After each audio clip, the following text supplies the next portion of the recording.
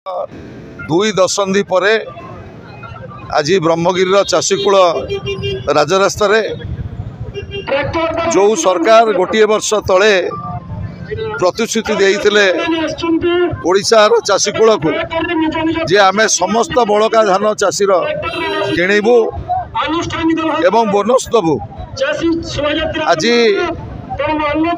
ज्वलंत उदाहरण देखुए ब्रह्मगिरी राजरास्त हजार हजार चाषी आमे जाऊँ जिलापाल को दाबीपत्र दवापाई जो माने चाषी माने प्राथमिक सेवा समवाय समिति रे रेजिस्ट्रेशन करथिले धान बिक्री करने आज प्राय अधारू अधिक चाषी तांकर रेजिस्ट्रेशन अच्छी टोकन पाइछन्ति किंतु सरकार तांकर धान किणिले नाही।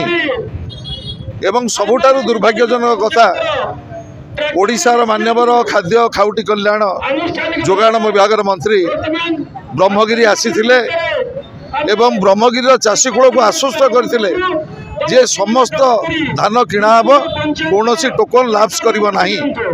किंतु दुर्भाग्यर कथा आज अधारू अधिक चाषी टोकन अच्छी टोकन लाप्स कला धान उठिला नाही।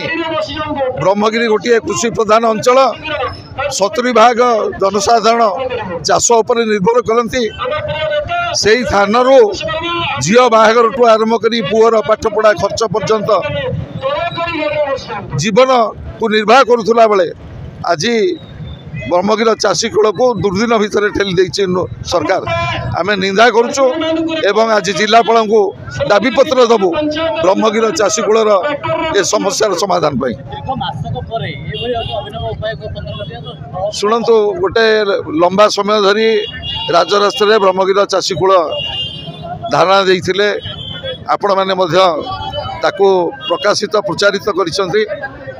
आपण जानते बर्तमान खरीफ्र पंजीकरण आरंभ होला रबी धान उठिनी मंडी रे थुआई धान एवं एठी आसिक मंत्री कही जे आमे समस्त धान किणबू बड़का धान किंतु आज 50% रु ऊर्ध्व धान किणा जाई पारि नाही। तेणु आज आमे जाऊँ पुरीर जिलापाल को दाबीपत्र दबू ये ब्रह्मगिरी चाषीकूलर केवल स्वर नुह ये समग्र पुरी जिलार चाषीकूलर स्वर से स्वर को आम जिलापाल पाखे पहुँचेबू।